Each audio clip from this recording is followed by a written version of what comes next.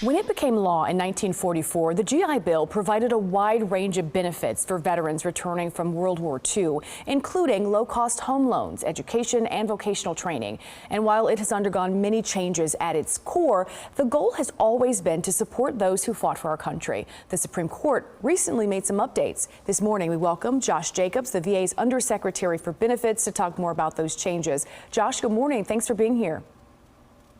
Good morning. Thanks so much for having me. We know the VA announced that it is updating the process for awarding the GI Bill benefits. Explain the change. Yeah, so based on a recent Supreme Court decision, we now have the ability to provide up to 12 months of additional education benefits for qualifying veterans.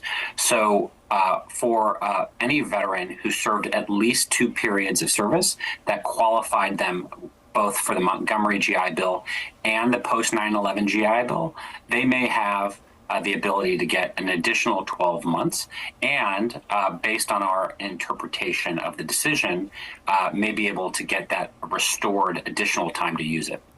You know, that education benefit you talked about, that's one of the more popular benefits provided by the VA. But what are the current numbers of veteran participants who actually use the GI Bill, per year? And then the VA home loans, they're also a part of the GI Bill. Are they equally as high? Yeah, so in last fiscal year, we had approximately 900,000 veterans and beneficiaries who used an education benefit under the GI Bill. So incredible growth. And for our VA home loans, we guaranteed more than 400,000 veterans with a guaranteed VA home loan. And we kept approximately 150,000 veterans out of foreclosure based on one of our loss mitigation efforts. Explain a little bit about this data, too, that there was some initial reporting that suggested that 1.7 million veterans would be eligible, but now that number is down a little bit. Why the difference in the numbers?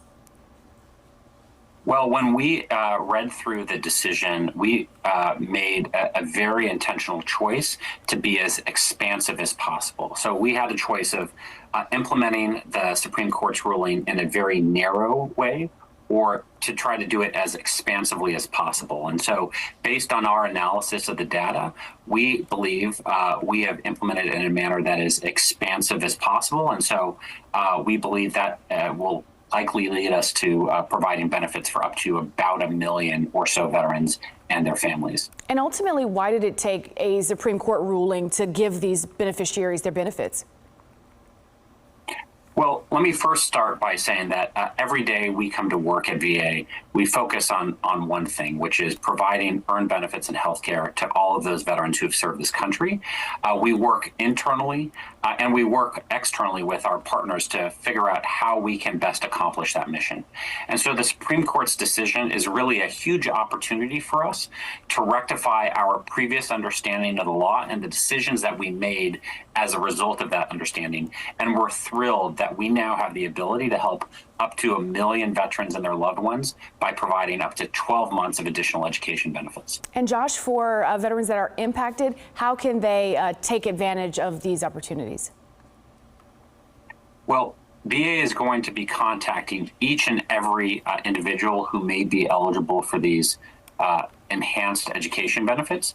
There are about 600,000 or so veterans who we believe won't need to take any action by themselves. VA can review their records, make a decision, and then communicate that decision to them.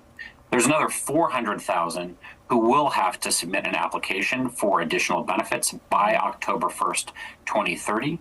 We're going to be contacting each and every one of those individuals to make sure that they're aware of this development, that they know which category they fall into, and that they know what they need to do, if anything, to access these additional earned benefits. All right, Josh, thank you so much for joining us this morning. A lot of great information. We appreciate it. Thanks for having me.